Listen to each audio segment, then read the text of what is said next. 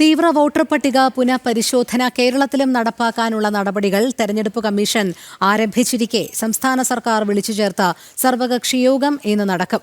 വൈകിട്ട് തൈക്കാട് ഗസ്റ്റ് ഹൌസിലാണ് യോഗം ചേരുന്നത്.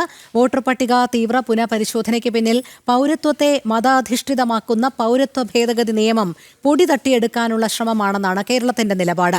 അതത് കാലത്ത് വോട്ടർ പട്ടിക പുതുക്കൽ നടക്കുന്നതിനാൽ ബീഹാർ മോഡൽ SIR കേരളത്തിൽ വേണ്ട എന്ന അഭിപ്രായമാണ് BJP ഒഴികെ രാഷ്ട്രീയ പാർട്ടികൾക്ക്. കൂടുതൽ വിവരങ്ങളുമായി പ്രജിത് മോഹനൻ ചേരുന്നു. പ്രജിത്ത്, തീവ്ര വോട്ടർ പട്ടിക പുനഃപരിശോധനാ നടപടിക്രമങ്ങളൊക്കെ കേരളത്തിലും പുരോഗമിച്ചുകൊണ്ടിരിക്കുകയാണ്. സംസ്ഥാന സർക്കാരിന്റെ ഭാഗത്തു നിന്ന് ഉണ്ടാകുന്നത് തെറ്റിദ്ധാരണാജനകമായ ഒരു നിലപാടാണ്. എന്തായാലും അതിന്മേൽ ഇന്ന് സർവകക്ഷി യോഗം ചേരുമ്പോൾ BJP വിട്ടുനിൽക്കുമെന്ന് തന്നെയല്ലേ മനസ്സിലാക്കേണ്ടത്?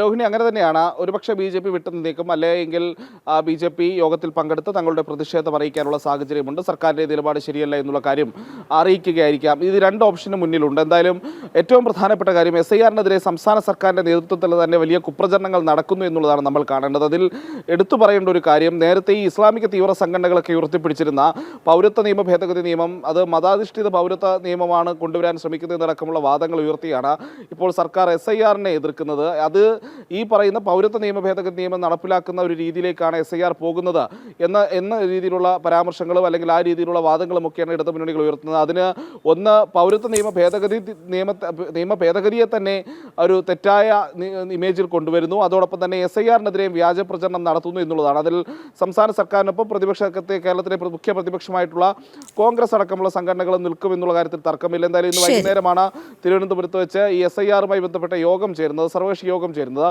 സർവകക്ഷി യോഗത്തിൽ സ്വാഭാവികമായും SIR നടപ്പിലാക്കുന്നതിനുള്ള പ്രമേയമടക്കമുള്ള പാസ്സാക്കുന്നതടക്കമുള്ള നടപടിക്രമങ്ങളുമായി പോകുമെന്നുള്ളതാണ് കരുതുന്നത്. എന്തായാലും ഇതുമായി ബന്ധപ്പെട്ട കൂടുതൽ SIRനെതിരെ നടക്കുന്ന വ്യാജ പ്രചരണമാണ് എന്നുള്ളതാണ് ഇതിൽ ഏറ്റവും വിമർശനം ഈ സർവകക്ഷി യോഗത്തിനടക്കം എതിരെ വരുന്നത്. ശരി, പ്രജിത് മോഹനനാണ് വിവരങ്ങൾ നൽകിയത്. ഈ ബുള്ളറ്റിൻ പൂർണ്ണമാകുന്നു. ഇടവേളയ്ക്ക് ശേഷം ലൈവ് റിപ്പോർട്ട്സുമായി ഗൗതം അനന്തനാരായണൻ ചേരും. നമസ്തേ.